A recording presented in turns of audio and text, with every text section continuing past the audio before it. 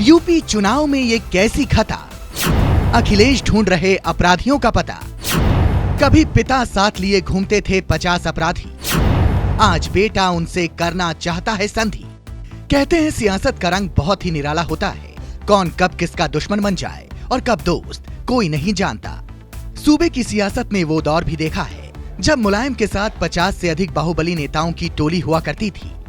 ये वो बाहुबली थे जिनका पूरे प्रदेश में आपराधिक रिकॉर्ड इतना तगड़ा था कि अच्छे अच्छों की सिट्टी पिट्टी गुम हो जाए।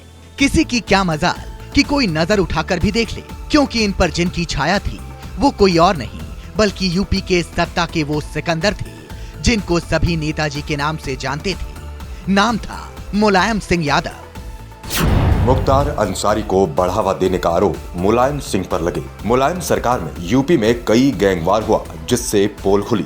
विजय मिश्रा जैसे माफियाओं को मुलायम हेलीकॉप्टर से ले उड़े थे।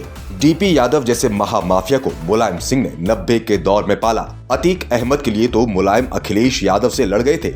अवध के आधा दर्जन माफियाओं को किसने पाला? पूर्वांचल के करीब करीब सभी माफियाओं को कभी मुलायम ने पाला था। आज उन्हीं माफियाओं का पता अखिलेश यादव ढूंढ रहे हैं, लेकिन क्यों, समझिए।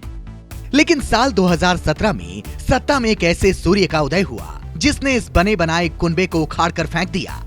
2017 में सीएम पद की शपथ लेते ही योगी आदित्यनाथ ने प्रदेश में कानून व्यवस्था को दुरुस्त करने पर जोर दिया और देखते ही देखते बाहुबलियों का सफाया होना शुरू हो गया। इस बार बीजेपी आगामी विधानसभा चुनाव में इसी मुद्दे को लेकर आगे बढ़ रही है और अपनी साफ सुथरी छवि जनता के सामने पेश कर रही है। लेकिन दूसरी तरफ अखिलेश यादव यूं तो कानून व्यवस्था का दम भर रहे हैं, लेकिन साथ ही वो उन माफियाओं को भी अपने पाले में लाने के जुगत में हैं, जो 2022 में उनकी नैया पार लगा सके। और इसकी बानगी देखने को मिली जब 2 नवंबर को बांदा जेल में समाजवादी पार्टी के साथ गठबंधन कर चुके सोहेल देव भारतीय समाजवादी पार्टी के अध्यक्ष ओपी राजभर मुख्तार अंसारी से मिलने पहुंचे। अखिलेश जानते हैं ये दौर बुरा है। उनकी पत्नी और भाई तक चुनाव हार चुके हैं। अब माफिया ही उनकी नैया पार लगा सकते हैं। वो कैसे? एक एक बात समझिए। विजय मिश्रा मतलब भदोही की 3 सीटें सपा की हो सकती है। मुख्तार मतलब आजमगढ़, मऊ, चंदौली, गाजीपुर में सपा का जलवा। अपराधियों को टिकट मतलब भेंट में अखिलेश को एक जीती सीट मिलेगी। योगी ने जिन्हें दुत्कारा उन्हें अखिलेश ने पुचकारा, क्योंकि जीत की कुंडली यही है। यूं तो ये मुलाकात राजभर और मुख्तार के बीच थी, लेकिन बीजेपी का आरोप है कि राजभर के सहारे अखिलेश यादव मुख्तार अंसारी को राजनीतिक संरक्षण देने का काम कर रहे हैं। अखिलेश यादव जानते हैं कि बिना माफिया गुंडों के सहारे उनकी साइकिल का पहिया नहीं घूम सकता, इसलिए मुख्तार को साथ लाने के लिए ओम प्रकाश राजभर को आगे किया है। ये मुलाकात 2022 में होने वाले विधानसभा चुनाव को लेकर बेहद अहम मानी जा रही है। कयास लगाए जा रहे हैं कि पूर्वांचल में अच्छी पकड़ रखने वाले बाहुबली विधायक मुख्तार अंसारी राजभर के साथ आ सकते हैं। उधर राजभर ने कहा कि उनका और मुख्तार अंसारी का 19 साल पुराना राजनीतिक संबंध है। गरीब मुख्तार को अपना मसीहा मानते हैं। उन्होंने कहा कि मुख्तार की हैसियत इतनी है कि वो अपने बल पर चुनाव जीत सकते हैं। इतना ही नहीं, वह निर्दलीय भी चुनाव जीत सकते हैं।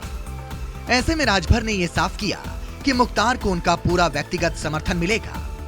सिर्फ मुख्तार ही नहीं, अखिलेश यादव जानते हैं कि बिना माफियाओं के सहारे उनकी साइकिल का पहिया नहीं घूम सकता, इसलिए गाहे बगाहे वो इन माफियाओं का समर्थन करने से नहीं चूकते।